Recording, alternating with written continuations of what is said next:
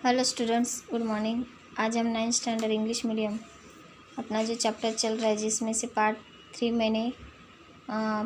में से पार्ट 1 आपको भेजा था। आज हम पार्ट 2 सीखेंगे, क्या निराश हुआ जाए। ये पार्ट हम सीखेंगे। इसमें से लेखक ने ये कहा था, जो मैंने इससे पहले वाली वीडियो में आपको भेजा था, कि अपने देश की जो स्थिति है उसके ऊपर लेखक बोल रहे थे कि समाचार पत्र में सभी डाकी चोरी तस्करी ये सारी चीज़ें आ रही है। कुछ अच्छा मतलब सुनने को देखने को नहीं मिल रहा है। और अभी जो मेहनत करते हैं मतलब ऊपर से जो दिखाई देने वाले लोग अलग हैं। मनुष्य निर्मित नीतियों की त्रुटियों की उन्होंने बात की है। फिर मनुष्य बुद्धि की नई परिस्थितियों का सामना करने के लिए सामाजिक विधि निषेधों को बनाती है। ये सब हमने इससे पहले वाले पार्ट में पढ़ाया था। अभी पार्ट 2 अपना शुरू हो गया है, तो हम कहाँ से शुरू करेंगे बच्चों? यहाँ से मैं आपको शुरू करवाती हूँ। यहाँ से अपना पार्ट 2 मैं शुरू करवा रही हूँ। ओके, यहाँ पे क्या दिया है कि तथा बुद्धि को उन्हीं के इशारे पर छोड़ देना बहुत निकृष्ट आचरण है। निकृष्ट आचरण मतलब बहुत ही कम दर्जे वाला, यानी बहुत ही कम सोचने वाली चीज़ है। भारतवर्ष ने कभी भी उन्हें उचित नहीं माना है। उन्हें सदा संयम के बंधन से बांधकर रखने का प्रयत्न किया है, परंतु भूख की उपेक्षा नहीं की जा सकती, बीमार के लिए दवा की उपेक्षा नहीं की जा सकती, गुमराह को ठीक रास्ते पर ले जाने के उपायों में की उपेक्षा नहीं की जा सकती। यहाँ पर लेखक ये बोलना चाहते हैं कि भारतवर्ष ने कभी भी उन्हें उचित नहीं माना है। उन्हें सदा संयम के बंधन से बांधकर रखने का प्रयत्न किया गया है। उन्हें मतलब कि प्रधान शक्ति मान लेना और अपने मन में तथा बुद्धि को उन्हें इशारे पर छोड़ देना निकृष्ट आचरण है। यानी अपने मन और बुद्धि को उन्हीं के इशारे पर छोड़ देना बहुत ही निकृष्ट आचरण। निकृष्ट मतलब कैसे कि आपने मन की भी सुननी है और बुद्धि की भी सुननी है, तो ये नहीं होता है। कई डिसीज़न हमें लाइफ में ऐसे लेने पड़ते हैं जहाँ पर हमें मन की बात सोचनी पड़ती है, और कई डिसीज़न अपने ऐसे होते हैं जहाँ पर हमें बुद्धि से काम करना चाहिए। इसलिए उनको उनके इशारे पे चलने देना मतलब ये बहुत ही निकृष्ट आचरण है। कहाँ पे बुद्धि चलानी चाहिए और कहाँ पे मन चलाना चाहिए हमें तय करना है। कि भारतवर्ष ने कभी भी उन्हें उचित नहीं माना है।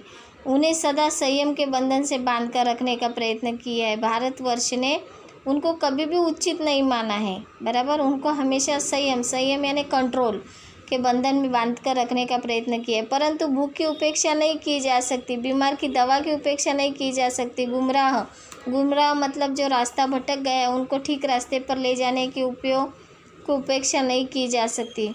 हुआ है कि इस देश की कोटि दरिद्रजनों की हीन अवस्था को दूर करने के लिए ऐसे अनेक कायदे कानून बनाए गए हैं जो कृषि, उद्योग, वाणिज्य, शिक्षा और स्वास्थ्य की स्थिति के अधिक उन्नत और सुचारू बनाने के लक्ष्य से प्रेरित है। परंतु जिन लोगों को इन कार्यों में लगना है उनका मन हर समय पवित्र नहीं होता। प्राय वे ही लक्ष्य को भूल जाते और अपनी ही सुख सुविधाओं को और ध्यान ज़्यादा देने लगते। एकदम सही बात है बच्चों कि जहाँ पे अभी जो वर्तमान में स्थिति अपने देश में जो चल रही है उसी के ऊपर से लेखक ने कहा है कि हुआ है ये है कि देश के कोटि दरिद्रजनों को, दरिद्र यानी गरीब, भिखारी, कि ऐसे गरीब है हीन अवस्था को दूर करने के लिए ऐसे अनेक कायदे कानून बनाए गए हैं। यानी बहुत सारे अपने देश में गरीब है, दरिद्र है, हीन है, ऐसे लोगों को उनकी जो हीन अवस्था है, उनके जो गरीब दिन है, उनके जो बेकार दिन है, वो दूर करने के लिए बहुत सारे कायदे कानून बनाए गए हैं। तो कृषि, उद्योग है, वाणिज्य, शिक्षा, स्वास्थ्य स्थिति आदि उन्नत सुचारू बनाने के लक्ष्य से प्रेरित है। परंतु देखो, यानी गरीबों को आगे जाने के लिए सरकार ने बहुत सारे कायदे कानून बनाए हैं, बहुत सारे उनके लिए प्रेरणाएं दी गई है, बहुत सारे हेल्प के रूप में बहुत सारे पैसों की मदद की है। लेकिन जिन लोगों को इन कार्य में लगना है उनका मन हर समय पवित्र नहीं होता। यानी हर एक जन जाके सरकार के पास तो मदद नहीं मांग सकता, लेकिन हाँ, कोई एक मदद अगर पुराता है, सरकार से लेकर अगर समाज में देता है तो उसका जो समय होता है, उनका जो मन का जो हर समय पवित्र नहीं होता, यानी उनका मन पवित्र नहीं होता है। क्यों? क्योंकि वे ही लक्ष्य को भूल जाते हैं, वो लक्ष्य को भूल जाते हैं, वो अपनी सुख सुविधा और ज़्यादा ध्यान देने लगते हैं। यानी लेखक बहुत ही अच्छे और स्वच्छ अक्षर में लेखक ने यहाँ पे बताया है कि हमारा लक्ष्य क्या होना चाहिए कि अपने देश की दारिद्र्यता, गरीबी दूर करनी है। इसके लिए अपना देश अलग अलग कायदा कानून बना रहे, अलग अलग सुविधा लोगों तक पहुंचाने का काम कर रहे हैं। लेकिन ये सुविधा लोगों तक लेके जाने वाला जो आदमी होता है, जो एक नेता होता है, वो अपना काम पवित्र रूप से नहीं करता है, यानी उसका मन पवित्र नहीं होता है। क्यों? क्योंकि वो अपना लक्ष्य भूल जाता है और वो अपनी सुख सुविधा में खोया रहता है। यानी बच्चों, लेखक ने कितने सुंदर अक्षरों में अभी की वर्तमान की अपनी देश की स्थिति यहाँ पे प्रकट की है। बराबर। अपना नेक्स्ट पैसेज है कि व्यक्ति चित्त सब समय आदर्शों द्वारा चलित नहीं होता।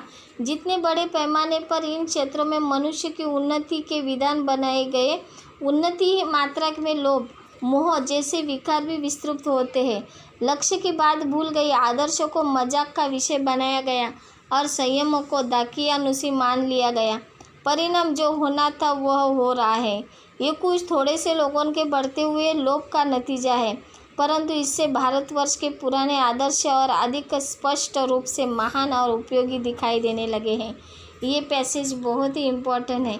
अभी इसका आप प्रेजेंट में एग्जाम्पल लोगे बच्चों, तो मैं आपको देना चाहूँगी प्रेजेंट में एग्जाम्पल।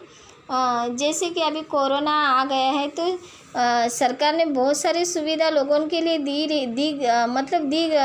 दिया जाता है, तो वो सुविधा सच में सभी लोगों के पास पहुंच गई है। सच में अपने जो नेताएं हैं उन्होंने अपने लोगों के पास पहुंचाई है, लोगों की गरीबी दूर हो गई है? नहीं, ऐसा पॉसिबल नहीं है। सरकार तो हज़ारों कायदा कानून निकलते हैं, लेकिन अपने घर की जो कंडीशन है, हमारे ऊपर जो बीती है, इससे रास्ता तो हमें ही निकलना पड़ता है। कि व्यक्ति चित्त सब समय आदर्शों द्वारा चलित नहीं होता। जितने बड़े पैमाने पर इन क्षेत्रों में मनुष्य की उन्नति के विधान बनाए गए, उतनी मात्रा में लोभ मोह जैसे विकार की विस्तृत होते हैं। यानी जिस तरह से आदमी, लेखक यहाँ पे यही कहना चाहता है कि जिस तरह से आदमी बड़ा होता जा रहा है, उसकी प्रगति में उन्नति होती जा रही है, उसी तरह से उसका लोभ मोह जैसे विकार, यानी लोभ और मोह को लेखक ने यहाँ पे विकार यानी बीमारियाँ का नाम दिया है। ये बीमारियाँ हैं। लक्ष्य को बात भूल गई, यानी हमारे पास जो लक्ष्य होता है वो लक्ष्य वो भूल जाते हैं। फॉर एग्ज़ाम्पल, कोई भी इलेक्शन में खड़े रहते हैं तो वोटिंग के लिए हमारे साथ बहुत सारे वादे करते हैं, लेकिन सच में जब वो इलेक्शन जीत कर आते हैं तो वो वादे अपने पूरे करते हैं बच्चों? नहीं हो पाता है, क्योंकि जब जैसे ही लोग ऊपर जाते हैं तो वो अपना लक्ष्य भूल जाते हैं। आदर्शों को मजाक का विषय बनाया गया और संयम को दाकियानुसी मान लिया गया है। परिणाम जो होना था वही हो रहा है। यानी देखो, अपने देश में मानो ये कोरोना स्थिति आ गई तो महंगाई बढ़ने वाली है, तो बढ़ ही रही है। लेकिन इसके अलावा सरकार ने जो प्लानिंग की है, जो पैकेज डिक्लेयर किए हम लोगों के लिए, तो सच में हमें मिल रहे हैं? नहीं, क्योंकि अपने देश में जो आदर्श है उसका मजाक बनाया जा रहा है, ऐसे लेखक यहाँ पे बोल रहे हैं। तो जो परिणाम जो होना है, हमें पता है कि परिणाम ये नहीं किया तो ये होने ही वाला है, तो वो हो रहा है। ये कुछ थोड़े से लोगों के बढ़ते हुए लोभ का नतीजा है। यानी इसका मतलब कवि यही कहता है लेखक कि यहाँ पे सभी लोग ऐसे नहीं होते, लोभ मोह माया वाले नहीं होते हैं। ये कुछ लोगों के कारण, जिस तरह से एक प्याज की बोरी में अगर एक प्याज खराब हो तो पूरी बोरी खराब होने के चांसेस होते हैं, राइट? उसी तरह से कुछ लोग ऐसे होते हैं अपने समाज में, अपने देश में, भारतवर्ष में, तो जिनके लोभ के कारण ये नतीजा होता है। परंतु इससे भारतवर्ष पुराना आदर्श और अधिक स्पष्ट रूप से महान और उपयोगी दिखाई देने लगे हैं। भारतवर्ष सदा कानून को धर्म के रूप में देखता आ रहा है। ये बराबर है, क्योंकि जो अपने भारतवर्ष में कानून चल रहा है उसको हमेशा अपना धर्म समझते हैं। हम कुछ भी न्याय देते हैं तो उसको धर्म को ध्यान में रखकर न्याय देते हैं। आज एकाएक कानून और धर्म में अंतर कर दिया गया है। धर्म को धोखा नहीं दिया जा सकता, कानून को दिया जा सकता है। यही कारण है कि लोग धर्म भीरू है, वे कानून की त्रुटियों से लाभ उठाने का संकोच नहीं करते। कितना अच्छा बताया बच्चों लेखक ने यहाँ पर कि धर्म और कानून इन दोनों में अंतर है। धर्म को धोखा नहीं दिया जा सकता है, लेकिन कानून को दिया जा सकता है। बराबर, कानून तो तोड़ देते हैं लोग, सभी कानून पालते हैं संभलते हैं ऐसा नहीं होता है। तो इसी कारण धर्म भीरु है। कानून की त्रुटियाँ यानी कानून की गलतियाँ का लाभ उठाने का लोग संकोच नहीं करते, यानी वो गलतियाँ का भी वो लाभ उठाते हैं। इस बात के पर्याप्त प्रमाण खोजे जा सकते हैं। समाज के ऊपरी वर्ग में चाहे जो भी होता रहा हो, भीतर भीतर भारतवर्ष अब भी यही अनुभव कर रहा है कि धर्म कानून से बड़ी चीज़ है। यानी समाज कितना भी ऊपर जाता हो, लेकिन अपना अनुभव तो यही कहता है कि अपना जो धर्म है वो कानून से बड़ा है। अब भी सेवा, ईमानदार, सच्चाई और आध्यात्मिकता के मूल्य बने हुए हैं। बराबर है कि सभी लोग बेईमान है, बेवफा है ऐसी नहीं। कोई कोई लोग भी ऐसे होते हैं जैसे सेवा, ईमानदार, सच्चाई ये सभी उनके अंदर होती है। वे दब अवश्य गए लेकिन नष्ट नहीं हुए। दब गए, परिस्थितियों के कारण वो दब गए लेकिन नष्ट नहीं हुए।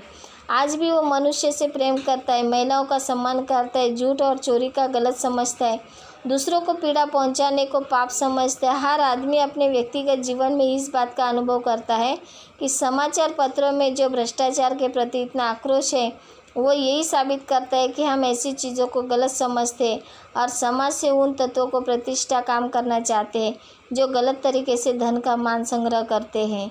यानी धन का मान संग्रह करना यानी गलत तरीके से धन इकट्ठा करना।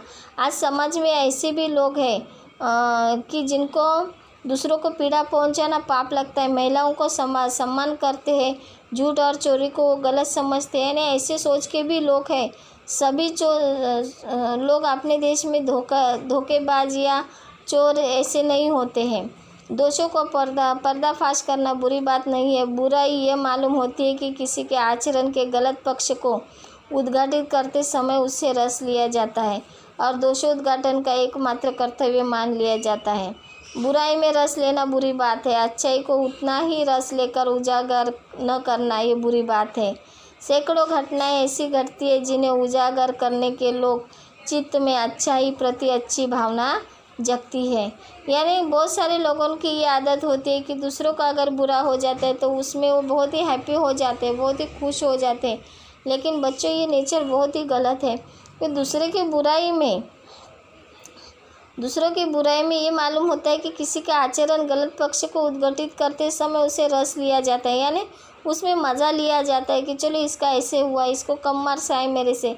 तो ऐसे नहीं होना चाहिए। दूसरों की बुराई यानी दूसरों का दुख मतलब आपका अपना दुख समझ कर रहना चाहिए। तो इस पार्ट में बच्चों हमें हाल में प्रेजेंट में जो स्थिति है अपने देश की, अपने समाज की, अपने फैमिली की फैमिली से ही समाज होता है, समाज से ही देश बनता है। तो ये परिस्थिति हमें पता चलती है कि क्या हो रहा है और कैसा होना चाहिए। बराबर, लेखक ने बहुत ही उचित शब्दों में, बहुत ही उचित वाक्यों में यहाँ पे संग्रह करके हमें बताया है। तो आई थिंक ये पार्ट आपको बहुत ही अच्छा लगा होगा। ये पार्ट 2 मैं यहाँ पे फिनिश कर रही हूँ। पार्ट 3 अपना मैं शुरू करूँगी जब मैं नेक्स्ट अपना हिंदी सब्जेक्ट आएगा तब। ओके, तो ये वीडियो अच्छे से आप 9th स्टैंडर्ड के बच्चे हैं, अच्छे से सुनना है और अच्छे से ध्यान देना है। एक बार नहीं समझ में आता है, बार बार वीडियो सुनना है, यानी आपको आइडिया आ जाएगी कि इस वीडियो में क्या दिया है, टीचर ने क्या समझा। Okay, thank you and have a nice day.